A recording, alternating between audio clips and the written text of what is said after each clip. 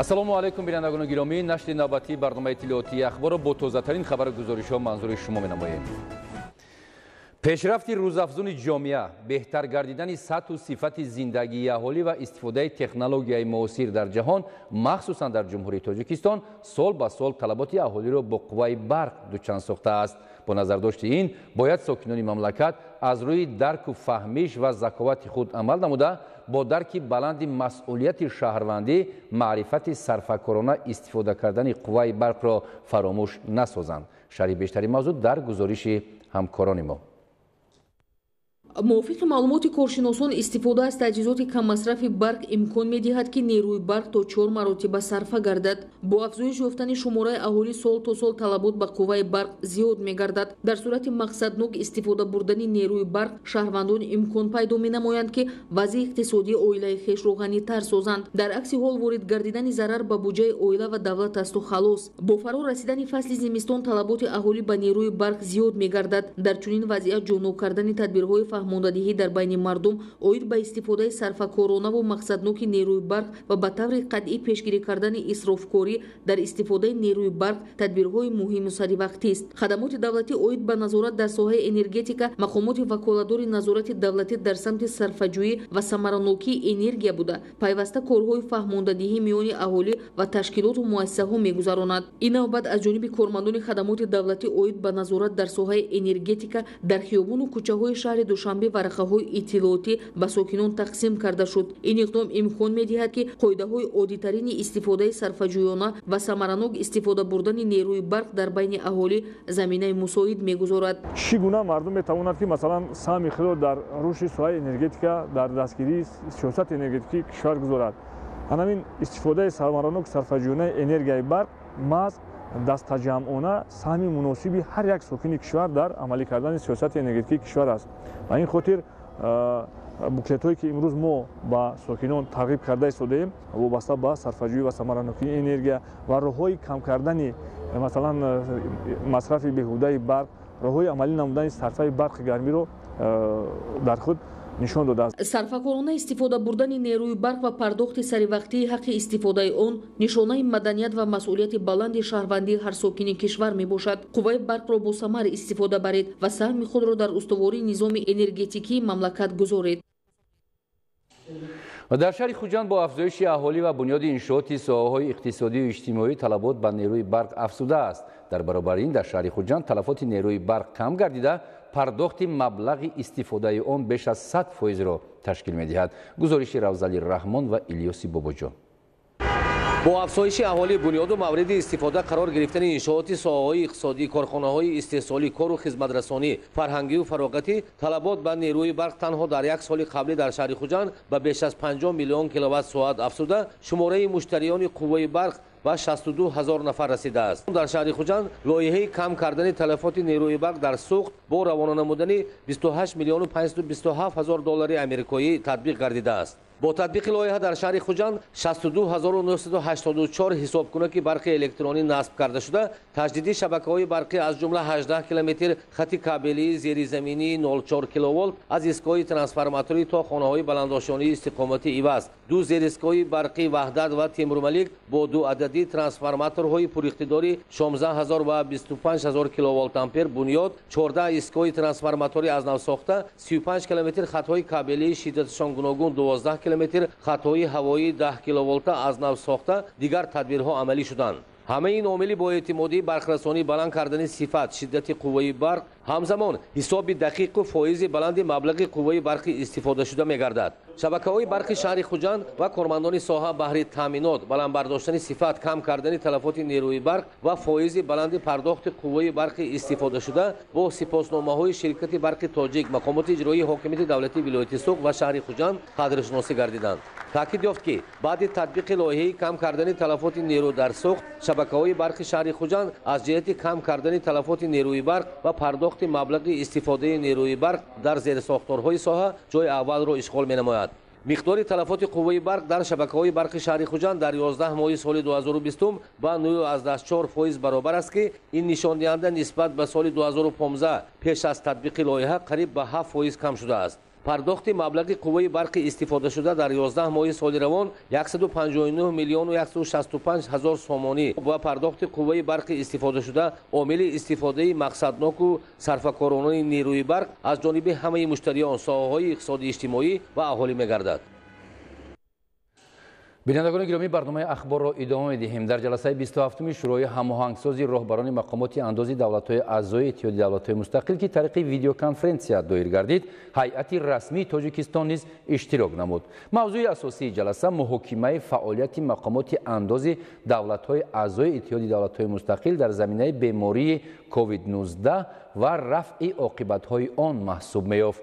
ҷониби Тоҷикистон оид ба тадбирҳои пешгирифтаи ҳукумати ҷумҳурии Тоҷикистон барои коҳиш додани таъсири манфии бемории COVID-19 ба муҳити соҳибкорӣ ва пешгирии паҳншавии минбаъдаи он тавассути пешниҳоди хизматрасониҳои электронӣ ибрози назар намуд. дар идома ҷонибҳо ҳамчунин як қатор мавзӯъҳои муҳимро дар самти беҳсозии сатҳи хизматрасонии андозӣ дар кишварҳои аъзо мавриди таҳлилу баррасӣ қарор доданд. ва дар ноҳияи Абдураҳмони Ҷомӣ бо мақсади пешгирӣ аз паҳншавии бемории сироятии COVID-19 тадбирҳои тарғиботӣ ва фаҳмондадиҳӣ анҷом дода мешавад. аз ҷумла бо ҷалби мутахассисони соҳаи тиб бо усули хона ба хона усулҳои беҳдоштӣ ва дуруст анҷом додани тадбирҳои санитарию эпидемиологӣ ташвиқ карда мешавад. хабарнигорони мо дар ин мавзӯъ гузориш омода намуданд. мутахассисони беморхонаи марказии ноҳияи Абдураҳмони Ҷомӣ ва муассисаи кӯмаки аввалияи тиббии санитарии ноҳия бо мақсади пешгирии бемории сироятӣ миёни аҳолӣ корҳои фаҳмондадиҳӣ анҷом дода бо ташкили аксияҳои умумӣ дар кӯчаву маҳаллаҳо ва ҷойҳои серодам сокинонро бо ниқобҳои ройгони тиббӣ таъмин мекунанд. анҷоми ҳамин гуна тадбирҳои беҳдоштӣ ба он муҷиб шудааст ки гирифтории чунин бемориҳо дар ноҳия кам ба назар мерасад. дар ин аксия зиёда аз 1500 дона буклетҳои фаҳмондадиӣ ва 2000 дона ниқобҳои тиббӣ ба аҳолии ройгон тақсим карда шуд. ин аввалин аксия нест. дар ноҳия 5 бор аксия оиди пешгирии бемории коронавирус гузаронида шудааст. طبق نقشه چورابینی‌های بیمارخانه مرکزی ناحیه عبدالرحمن جامی کمک اولیه طبی سانیتری و مرکز سانیتری اپیدمیولوژی ناحیه عبدالرحمن جامی همین گونه اکسیه‌ها هر هفته یک مرتبه برگزار کرده شده. در رفت آن طبیبان مؤسسه با ساکنان، اهالی و رانندگان واسطه‌های نقلیات ضرورت استفاده حتمی نقاب و انابت کردن طلبات حتمی قاعده‌های سانیتری را همچون عامل پیشگیری کننده شرح می‌دهند. در حالی که موج دوم بیماری گذرنده در اکثر دولت‌های دنیا به قید گرفته شده است، بیمارخانه مرکزی ناحیه عبدالرحمن جامی و متخصصان مرکز نظارت دولتی سانیتری اپیدمیولوژی همیشه در حالت آمادگی بوده کوشش می‌کنند که با انجام کارهای فرماندهی صحتی جامعه را تامین کنند.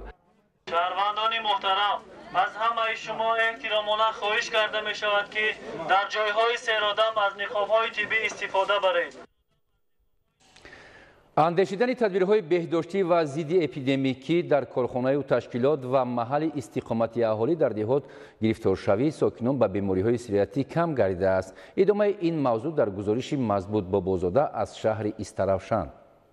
ҷиҳати пешгирӣ аз бемориҳои гузарандаи сироятӣ аз ҷумла коронавируси нави COVID-19 масъулини кормандони муассисаи давлатии маркази назорати давлатии санитарии эпидемиологии шаҳри Истаравшан در همبستگی با اختیاران بخش جوانان و ورزش مقامات اجرایی حاکمیت دولتی شهر همه‌روزه کارهای فهماندهی و گفتگویی را از قبیل منتظم با صابون و دیگر محلول‌های اسپریدار شستن دستان در جاهای سیرادم و جمعیتی استفاده قطعی از نقاب‌های محافظتی، رعایت مسافه و آداب معاشرت را با ساکنان شهر و دهات، کارگران تشکیلات مؤسسه‌ها، صاحبکاران و متصدیان بازارهای مرکزی خوراک و سر و لباس، مؤسسه‌های معارف تندرستی، مرکزهای سودا و خوراک عمومی دایر نموده ورقه‌های اطلاعاتی تقسیم می‌نمایند. گذشته از این با جهد و تلاش و زحمت کارمندان مرکز نظارت دولتی سانیتری و بهداشتی برای محو میکروب و ویروس‌های سیرایتی تازه‌کاری‌ها به انجام رسانیدند. ذکر به مورد است که طبق قرار استاد جمهوری مبارزه علیه پنه‌شوی بیماری‌های سیرایتی در همه جای از جمله بازار مرکزی خوراکواری، کارخانه تشکیلات استحصالی، مؤسسه‌های طبی و پروفیلاکتیکی، ساحه معارف، آشخانه‌های مغازه‌ها و نقطه‌های خوراک عمومی شهر و دهات استرافشان پیشنهادهای سانیتری بهداشتی دسترس گردیده نسبت پیش از آغاز و انجام فعالیت دایر نمودن کارهای بی‌ضررگردانه تاکید شده است که کارمندان مرکز نظارت دولتی سانیتری بهداشتی شهر منتظم تحت نظارت قرار دادند.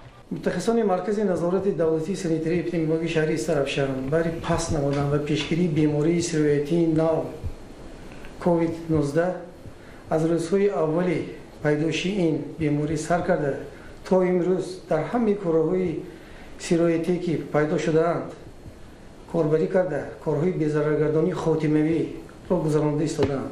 در بینای آزمایشگاه بکتریولوژی ما به نقشه گرفته شده است که تشخیصگاه ویروسولوژی تشکیل و تجهیز نموده می شود که این برای مردم شهر استرافشان و ناحیه گرد و اطراف یکی از کارهای بهترین بوده برای سری وقت دریافت تشخیص و تبابت بیماران کووید 19 یک رول کارآمد می‌بازد. با وجود عملهای پیگیرانه مقامات اجرایی حاکمیت دولتی شهر اعضای استاد شهری مبارزه بر ضد نیست کردن بیماری‌های سرایتی و مسئولین کارمندان مؤسسه دولتی مرکز نظارت دولتی سانیتری اپیدمیولوژی شهر برخی از صاحبکاران نسبت حفظ صحتی ساکنان شهر و دهات بی‌طرفی ظاهر می‌سازند. از جمله در بازار مرکزی خوراکواری تابع تاجیک مطبوعات جمهوری تاجیکستان از بی‌مسئولیتی مسئولین و کارمندان بازار اکثر فروشندگان به استفاده از محلول‌های آنتیسپتیکی به نقاب حمایوی و رعایت مسافه معاشرت به خرید و فروش مشغولند. در رسته‌های نان، سبزیجات و گزک و خورش فروشی برابر بینقاب به سودا شغل ورزیدن صاحبکاران عادی‌ترین رعایت قاعده‌های سانیتری اپیدمیولوژی دیده نمی‌شود. برخی از فروشندگان رسته فروش گوشت در تن خیلیت کاری ندارند و چند تن دیگر با خیلیت‌های چرکین و افلاس به فعالیت مشغول هستند. زیادت 30% خریداران به بازار مرکزی خوراکواری وارد و خارج شونده به نقاب محافظتی روا می‌کنند و یگان نفر از مسئولان بازار مرکزی شهر این عمل مشتریان را دیده و دانسته فعالیت تشویقاتی و فهماندهی نمیبرند. مزود بابازاده از شهر استرافشان برای برنامه اخبار. برنامه اخبار را ادامه می‌دهیم. با نظرداشت معرفی فرهنگ و تمدن و امکانیت‌های سیاحی تاجیکستان در دانشکده دولتی زبان‌های تاجیکستان به نام ساتیم اولوغزاده بخشیده به سال‌های رشد دهات، سیاحی و هنرهای مردمی در موضوع فیلولوژیای شرق در مسیر فرهنگ و تمدن‌ها ویدیو کنفرانسیای بین‌المللی برگزار گردید که در آن نمایندگان 4 کشور جهان اشتراک داشتند. خبرنگاران ما در این خصوص گزارش تهیه کردند که حالا منظور شما می‌نماییم. دانشکده دولتی забонҳои тоҷикистон ба номи сотим улуғзода муассисаи таълимӣ аст ки дар он ба донишҷӯён забонҳои гуногуни хориҷӣ аз ҷумла русӣ, англисӣ, кореягӣ, хитоӣ, ҳиндӣ ва ғайра омӯзонида мешавад. дар оянда тарҷумонҳо василаи муҳими муаррифгари фарҳангу тамаддуни тоҷикистони соҳибистиқлол дар арсаи байналмилалӣ ба шумор мераванд. бо мақсади густариши равобити байналмилалӣ дар донишкадаи давлатии забонҳои тоҷикистон конференсияи байналмилалии илмию амалӣ дар мавзӯи филологияи шарқ дар масири фарҳанг ва тамаддунҳо ташкил карда шуд. дар конференсия олимону шарқшиносони тоҷик иштирок карда тавассути видеоконферонс бо намояндагони 4 давлати дунё аз ҷумла Федератсияи Россия, Ҷумҳурии Мардумии Чин, Ҳиндустон ва Швейтсария мубодилаи афкор намуданд. роҳбарияти донишкада зимни баромад таъкид дошт ки нақш ва ҷойгоҳи филологияи шарқ дар рушди муносибатҳои байнидавлатӣ ва ба ин васила пешрафти соҳаи сайёҳӣ бузург аст. мақсад аз баргузории конференсия ин баррасӣ масоили марбут ба филологияи шарқ аст, чунки дар замони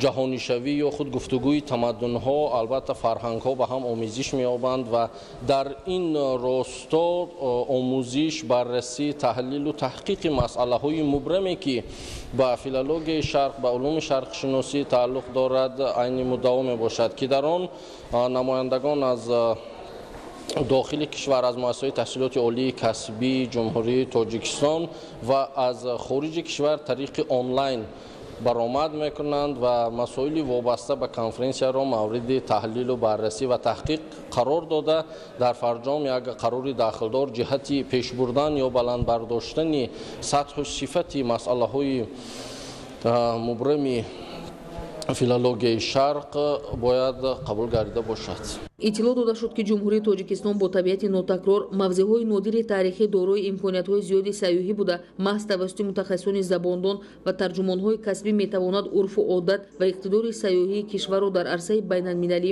муаррифӣ намояд. иштирокчиён дар мавзӯъҳои гуногун аз ҷумла робитаҳои ҷумҳурии тоҷикистон ва ҷумҳурии мардумии чин дар даврони истиқлол, ҷойгоҳи забон ва фарҳанги миллӣ дар масири фарҳангҳо ва тамаддунҳо, бостоби унсурҳои тамаддуни шарқӣ ва фарҳанги миллӣ дар ашъори назирии нишопурӣ ва ғайраҳо маъруза карданд. иштирокчиёни кишварҳои хориҷ ки тавассути видеоконфронс баромад карданд оид ба рушд ва инфраструктураи сайёҳии ҷумҳурии тоҷикистон мароғ зоҳир намуданд. ҳадаф аз баргузор кардани конфронси байналмилалӣ муаррифии имкониятҳои сайёҳии тоҷикистон ва фарҳангу тамаддуни пурғановати тоҷик, густариш додани муносибатҳои фарҳангӣ ва илмӣ дар самти омӯзиши забонҳои хориҷӣ мебошад. бинандаҳои азизу гиромӣ, шуморо бо ин ва дигар хабару гузоришҳо ҳамкорони мо дар нашрҳои минбаъдаи барномаҳои иттилоотии ахбор ки шоми имрӯз мустақиман манзури шумо мегарданд аз телевизиони тоҷикистон ҳатман ошно месозанд. саломат бошед, то боздид.